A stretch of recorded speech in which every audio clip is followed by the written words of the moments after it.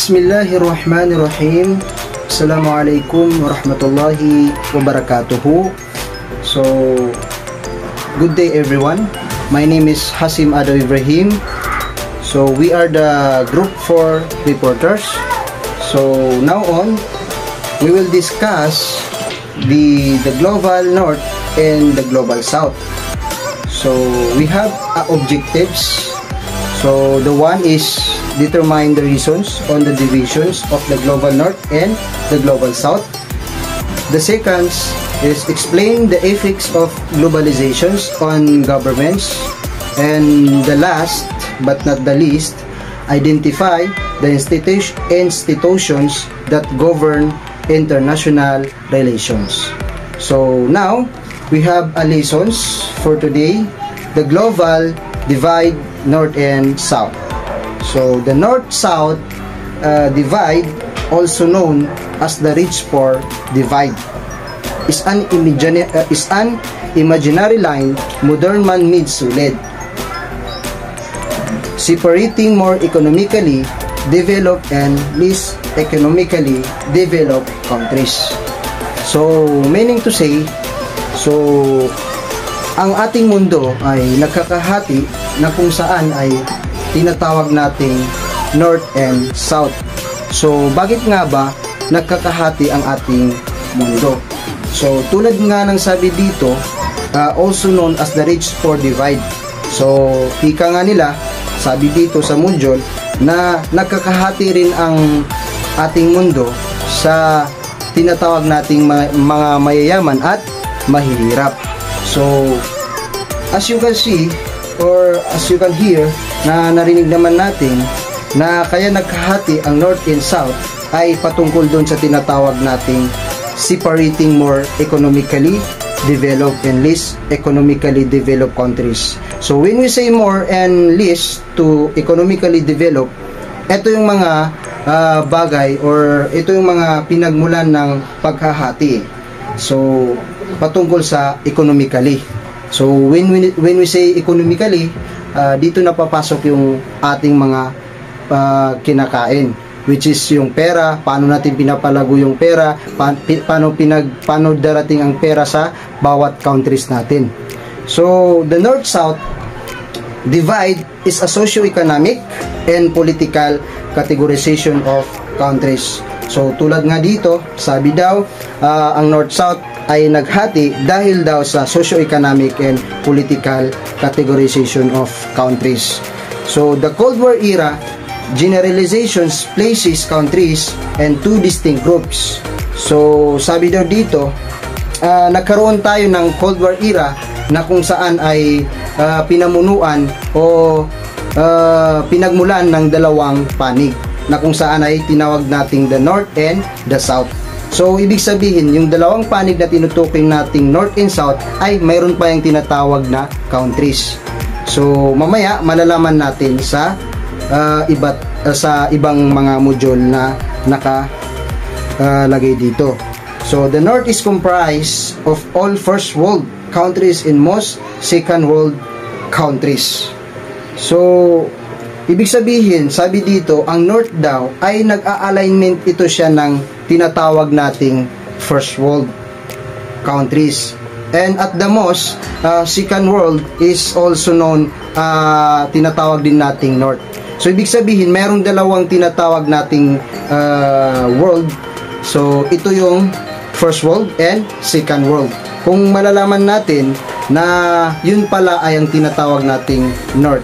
Kung makikita natin dito sa mapa, ay meron tayong tinatawag na kulay kung saan ang first world ay kulay green, na ang second world naman ay ang kulay yellow, so ang third world naman ay ang kulay pula. Kung mapapansin natin, sabi daw dito, the North is comprised of all first world countries and most second world countries, while the South is comprised of third world countries. So ibig sabihin, ang ating pangatlong kulay kung saan ay ang pula, ang tinatawag nating third world, ay yun naman ay ang ating South. So Australia and New Zealand were labeled as a part of the North. So ibig sabihin, sabi daw dito, ang Australia and New Zealand, New Zealand and Australia, meaning to say, ito yung mga countries na what I mean, ito yung mga kabilang sa mga countries na tinatawag natin, Australia and New Zealand. So alignment ito sila sa North. So ibig sabihin, kung mapapansin natin sa mapa global, the Australia and New Zealand is nasa pinakababa siya na lugar. Kumbaga sa mapa na nakikita natin, nasa baba ang kanyang mapa, which is dito mapapansin natin, it is a global map. So dito yung dito sa baba yung tinatawag nating Australia, at dito naman sa baba niya ay ang New Zealand, but is alignment siya sa part of the North. So now paano natin malalaman or bakit nagkahati ang ating mundo or ang ating mapa or ang ating global? Paano nga ba nagkakahati-hati ito? So now, puntahan natin ang tinatawag nating history. So sa history guys, the origin of dividing countries into the North-South divide arose during the Cold War of the mid-20th century. So ibig sabihin guys, ang original pala na nagkakahati-hati ang ating countries na tinatawag nating North and South ay nung nagkaroon tayo ng tinatawag nating Cold War era. What I mean Cold War era, ito yung mid-20th century.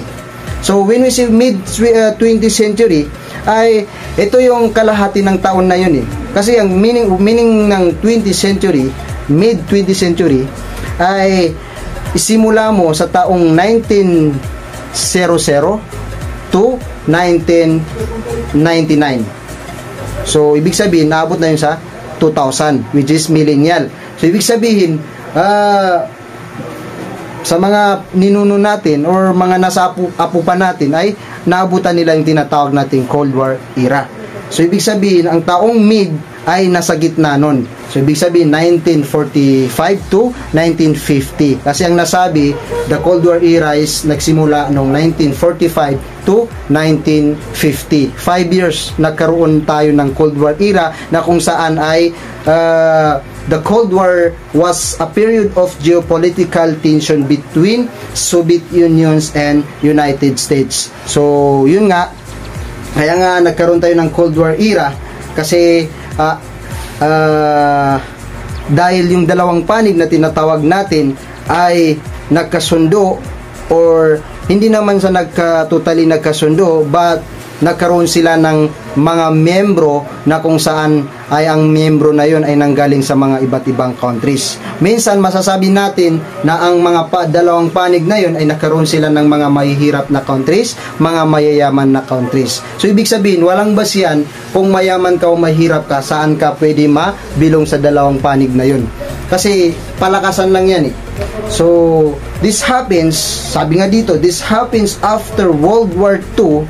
Sabi daw, this happens after World War II. So ibig sabihin, nangyari ang Cold War era ay nung natapos yung World War II na tinatawag nating mga labanang hindi natin pwede mabutan kasi baka pwede tayong masaktan.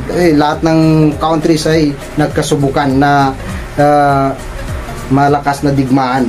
So when we say Soviet Unions and United States, when we say Soviet Unions, so ito yung isang panig na kung saan ay meron silang tinatawag na countries na Russian or China. Yes, Soviet Unions. So when we say United States, dito naman papasok yung mga pwedeng tinatawag nating Estados Unidos, yes, United States, United Nation, UK, Australia. So lahat yan kabilang yan sa United States.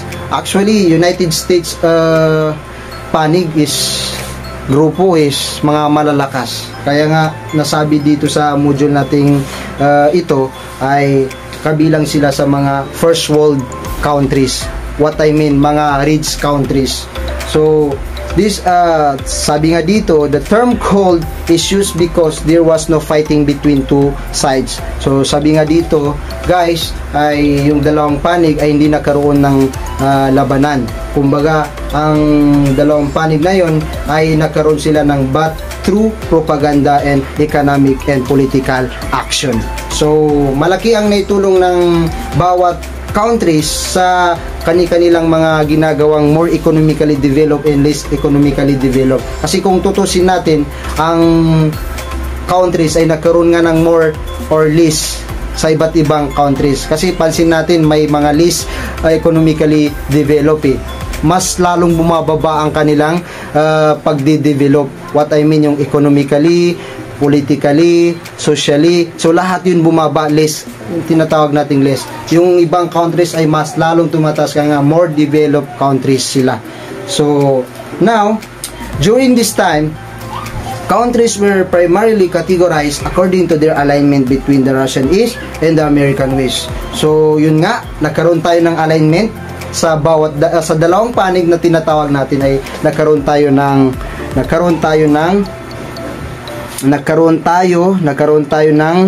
alignment sa dalawang panig na yun, which is yung dalawang panig na tinatawag natin ay mayroon tinatawag na countries na Russian East, sa kabila ay American West. Countries in the East like the Soviet Union, so yun nga, in China, which became classified as a second world countries. So ibig sabihin Soviet Union in China which became classified as second world countries. So ibig sabihin mga nasa more development pa yun siya. As unlike dito sa pangalawang countries na kung saan ay pinamuno ng American West, and the West, sabi dito, United States and its allies were labeled as a first world countries. So sila yung mga first countries na tinatawag natin, which is ang Estados Unidos, which is ang United States. So this division left out many countries which were poorer than the first world and second world countries. So maaring yung hindi mga kasali dito na countries na tinatawag natin o hindi na mention sa sinasabi natin dito ay maaaring mahulog sa poor countries, which is dito sa mga mahihirap na countries. So aminin natin, tayong mga nasa Pilipinas ay kabilang tayo sa mga mahihirap na mga countries. So this division, the poor countries were eventually leveled as a third world countries. So yun na nga, sabi dito, the poor countries daw, yung mga mahihirap na countries ay tinatawag na third world countries. So yun yung third.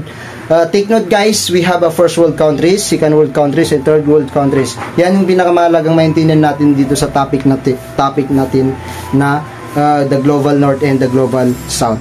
So first world countries were known as the north, while third world countries comprise the south. So yun na nga, sabi dito, ang north ay also known as the first world countries. So ibig sabihin the north is also known north is first is world countries. So yun nga, so third world countries is comprised the alignment of the south from the divide to global.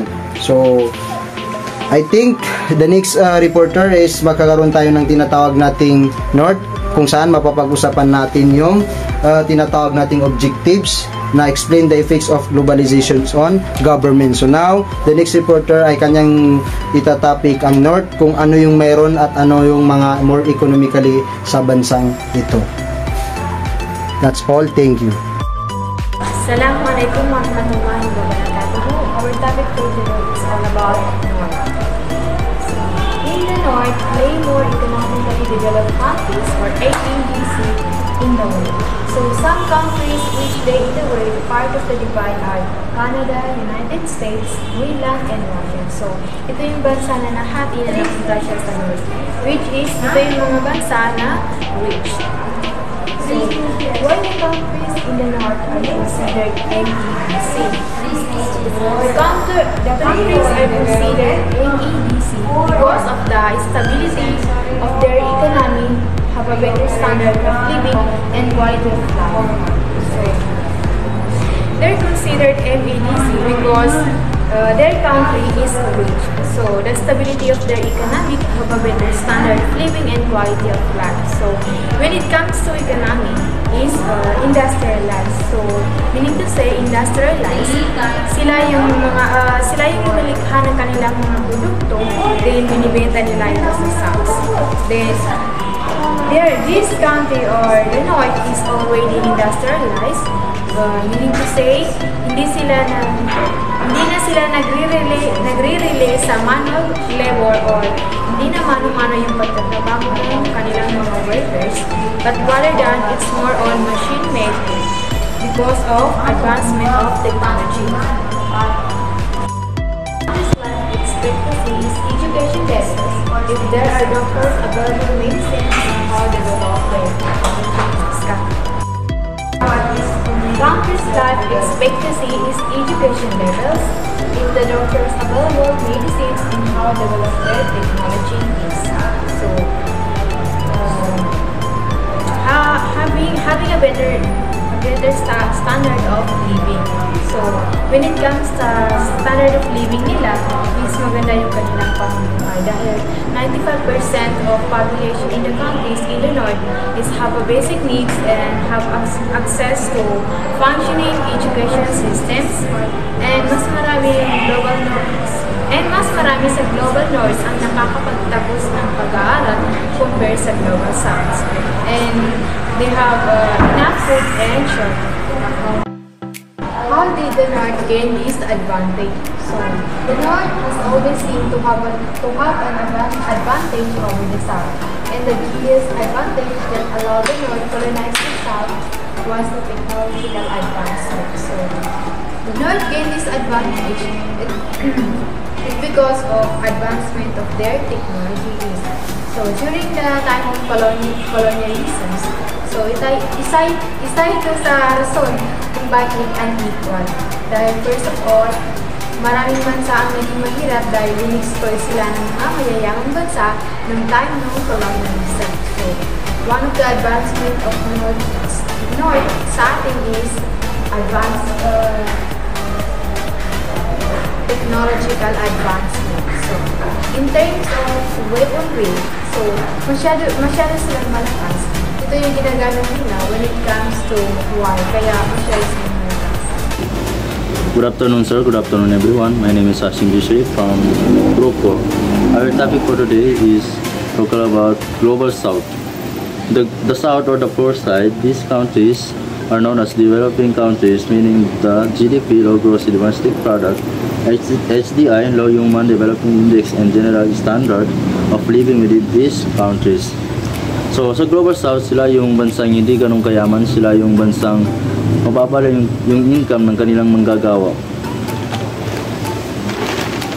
The countries in the South may be considered a EDC due to a number of reasons. Number 1, unstoppable government and a poor economy. Some characteristics of countries in this region may include low gross domestic product, GDP, and low human development index, HDI. An example of these types of countries is Indonesia. So bakit napasok sa Global South ang Indonesia? Yung bansang Indonesia, sa lugar nila ay binibenta nila yung mga product nila ng mura lang para lang matustusan yung kanilang pamumuhay. So, take note guys, sa lugar nila, maraming hindi nakapagtapos ng pag-aaral. Pero binubuhay sila ng kakayahan nila para mapaunlad ang kanilang bansa. So, next is for word poverty. Poverty is, ibig sabihin ng poverty is kahirapan po. So, poverty is the state of the who lacks possessions. It is the lack of basic needs such as clean water, nutrition, health care, education, clothing, and shelter. So poverty, ito ang kakulangan ng mga pangunahing pangangailangan tulad ng malinis na tubig, nutrisyon, kalusugan, pangangalaga, edukasyon at silungan. So North and South divide. So sa North, ito yung napabilang sa mga bansang mayaman po. So North America, Western Europe, Australia, Japan. So sila yung ito yung mga bansang known as First World. So sa North, 95% has enough food and shelter and functioning education system as well. So sa South, ito yung napabilang sa South na kekulangan po sa kanilang mga kumbaga kahirapan po. So number 1 is Africa, Latin America and Asia. And poor and less development region. So sa kanila is sa South is sa North 95%, sa South is 5% of the population has enough food and shelter. It is reserved and sourced for raw materials for the North.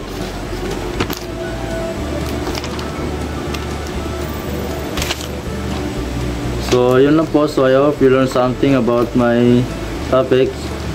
Ang ano lang naman dyan is hindi porket North kasi mayaman. Kung baga titignan mo sa Latin mayaman, sa South mahirap na bansa, mostly agricultural, at because of industrial reason na naging mahirap na bansa po sila.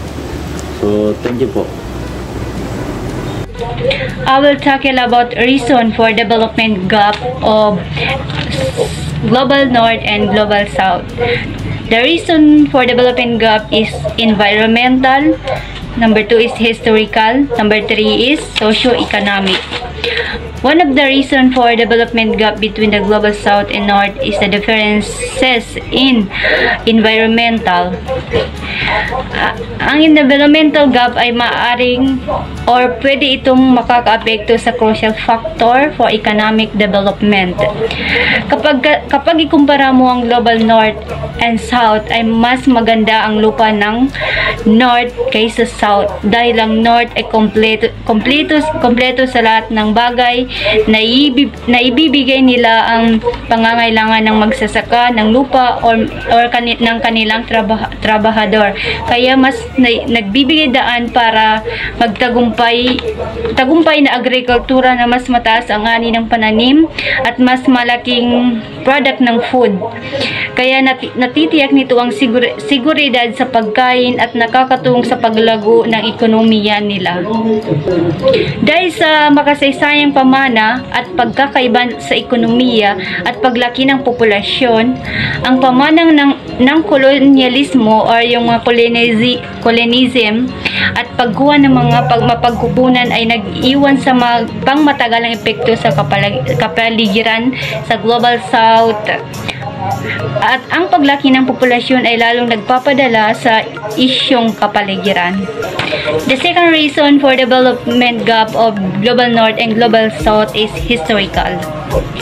When we say historical, for example, is dito sa Pilipinas, nung sinakop tayo ng mga mananakop is ang ginawa nila sa atin is ginawa tayong alipin at pinagtrabaho para sa kanilang kapakanan or sa kanilang paglago ng kanilang ekonomiya. Sinakop nila ang ating bansa at kinuha nila kinukuha nila ang kanilang gustong kunin para sa kanilang pangangailangan. Kaya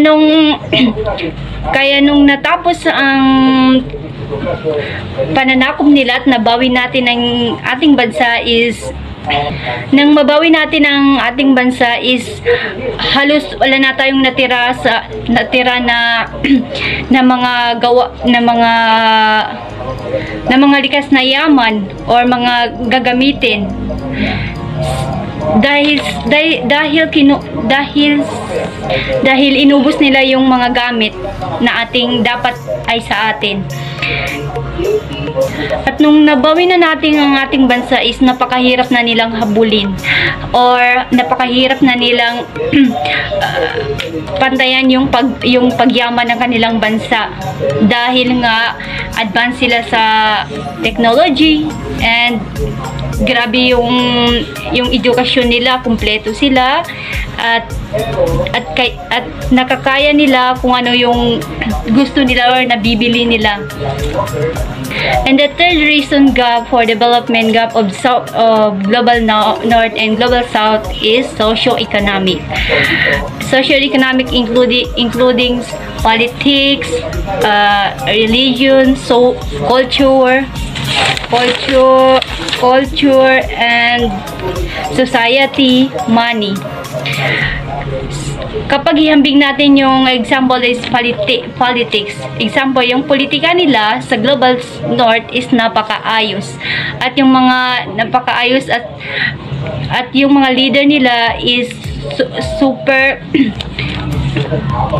yung mga leader nila is hindi kurakot, yung nasa politika or yung nakaupo sa kanilang politika is hindi mga kurakot. Hindi pareho dito sa Pilipinas na maraming kurakot at hindi pantay yung pamamahagi ng mga supplies. Kaya mas naghihirap ang ating bansa dahil nga sa mga corruption at napakagulo ng ating politika. So, assalamualaikum warahmatullahi wabarakatuh. My name is Duaymin Salig. So, we have the both side and the north and south. So, sa north, meron tayong least population. Sa south, meron tayong large population.